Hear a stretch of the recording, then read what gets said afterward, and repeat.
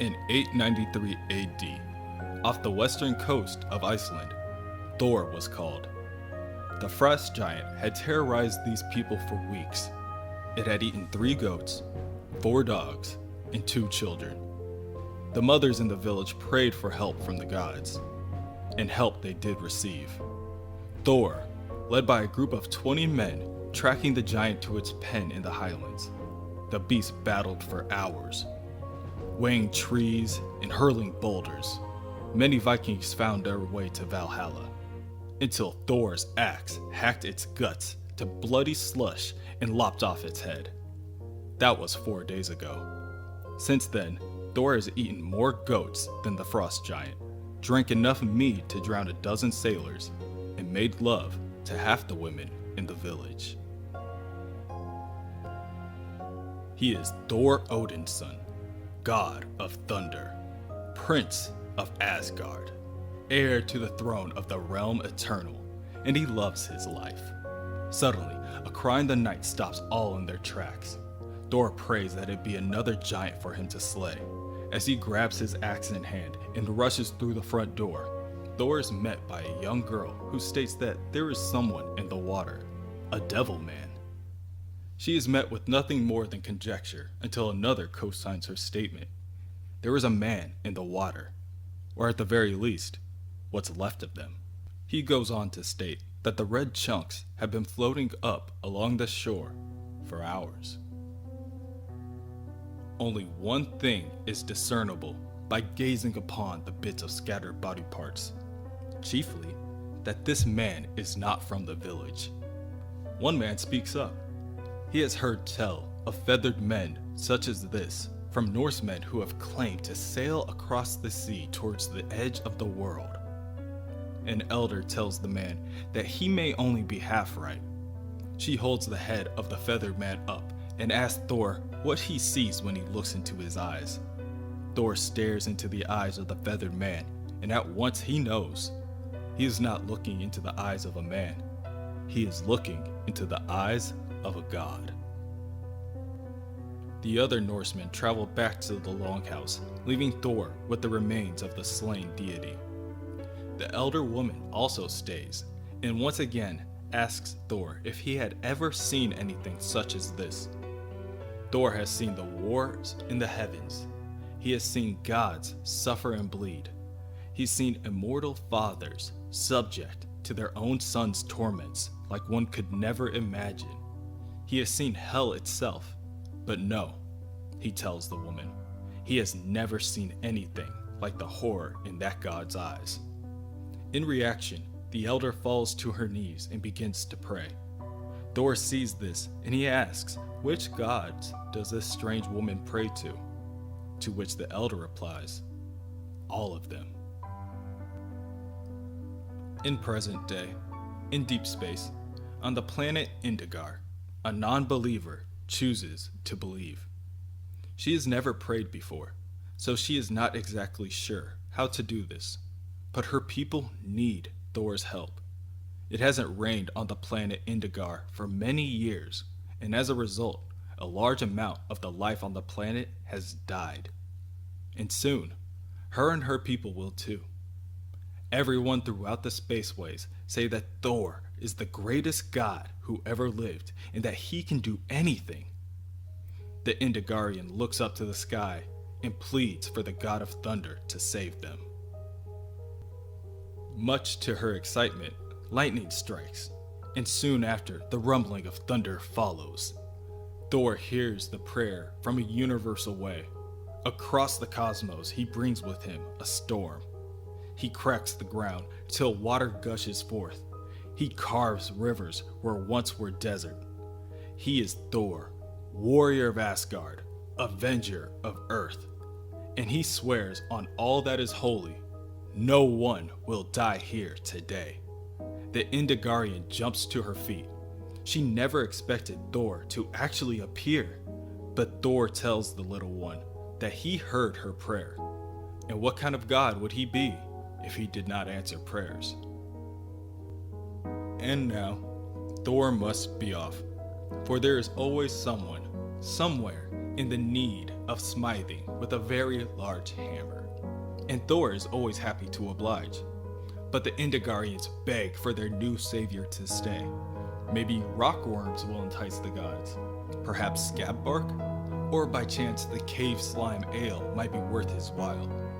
For the ale, Thor stays and regales them with the tale of Asgard, the golden city of the gods, where All-Father Odin and the noble Queen Frigga together rule the heavens, surrounded by an army of the bravest warriors to have ever hefted a sword.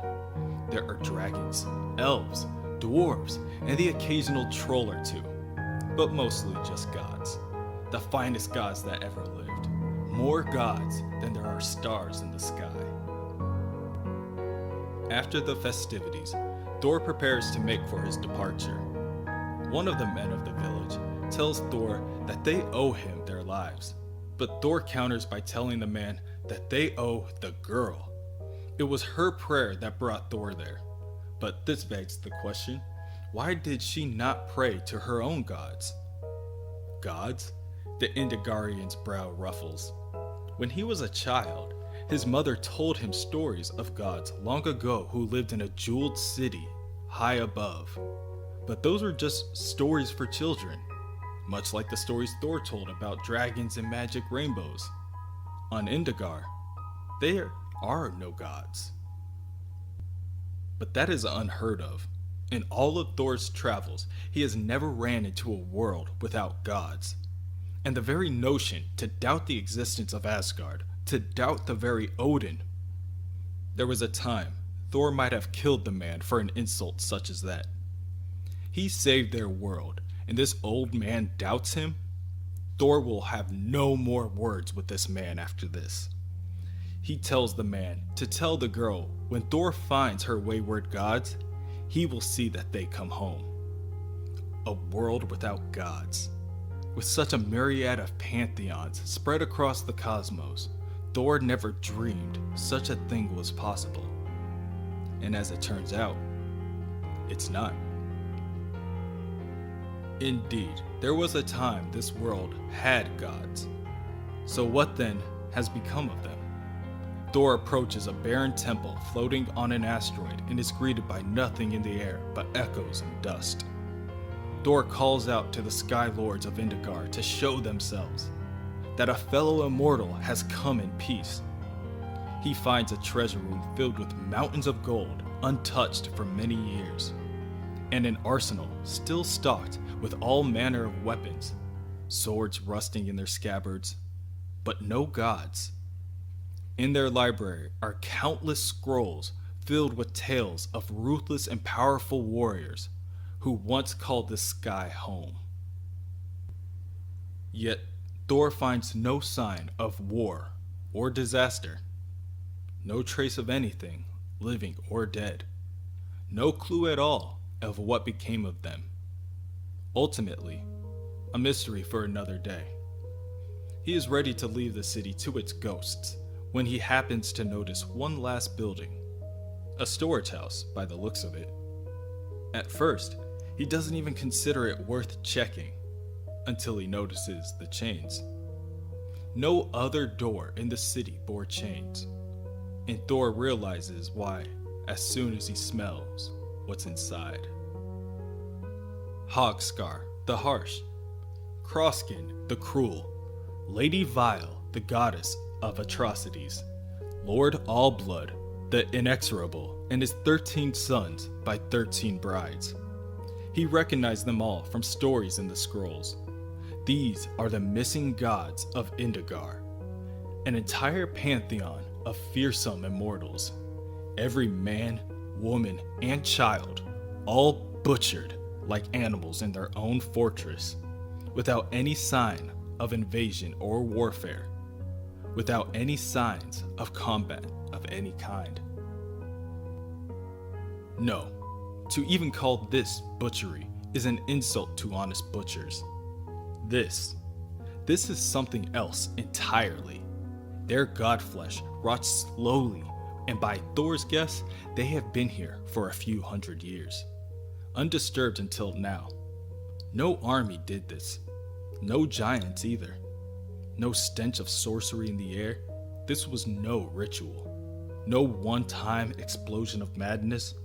Flesh wasn't eaten, so neither was it a mindless beast. There was nothing mindless about this. Their deaths were skillfully prolonged, their suffering relished. This was the work of one hand, one that was steady and accomplished and extremely well versed in its art. There was a variety to the wounds, the work of many different weapons, but no sign of a single one, meaning the killer carries them with him like a carpenter with his toolbox. This was far from the first time he killed, and unless he stopped, far from the last. Thor looks over at the face of a god, frozen forever in agony and terror. Thor hasn't seen anything like this since, suddenly, Thor is attacked. A creature with pitch black skin and razor-like teeth lunges forward with a blade in hand. The creature stands over a foot taller than the mighty Thor, and its elusiveness is deceiving. It attacks like an animal. No skill, only fury. This is not Thor's killer, but merely just a guard dog. Thor is able to block the first projectile from the beast, and his Mjolnir glows within his grasp. The beast lashes down with a powerful strike from his blade, but is deflected by the hammer. As the two weapons meet, lightning erupts and thunder echoes throughout the area. The two opponents fight one another, and rubble falls as they fly through walls, and strength is weighed as they rise to their feet. The memory of a day a millennium ago creeps within Thor's mind. A dead god floating in the sea, and later, a winged horse drenched with blood. A cave of horrors. Thor knows who did this. It was Gorr, the God Butcher. And if the God Butcher still lives, it can only mean one thing. More gods are sure to die. Many millennia from now, in the great hall of Asgard, one-armed, one-eyed Thor sits upon his throne, alone, in the quiet. And that's what he hates the most. The retching, unending quiet of this place. He sits in the hall that used to be filled with noise of battle, of feasting. Now there's just the shuffle of those things out there, mocking him with their blackened silence, and the soft, labored breathing of a tired old god. Damn this quiet. If he's going to die, then it will be with a weapon in his hand and a roar in his heart. He calls for someone to bring him his arm. But there is no answer. Thor is so damned old that he keeps forgetting that there is no one left. No one left but him. He is Thor Odinson, king of a broken Asgard, last of all the gods. And today, he will try yet again to see Valhalla. He can vaguely remember now how it all started so long ago, with a dead god floating in the sea, and later, a little girl's prayer on a world without gods. Thor equips his arm and approaches the horde of monsters.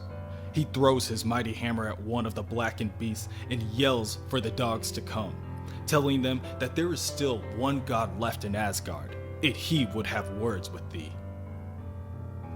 This is how it ends, with blood and thunder, with hammer and sword. With one last stand at the gates of heaven, the Odin sword is drawn. The end of all things is nigh, and it demands the death of the butcher of the gods and his black berserkers. Death to all the enemies of Asgard. Whatever happens now, whatever his fate, know that he will face it like a god.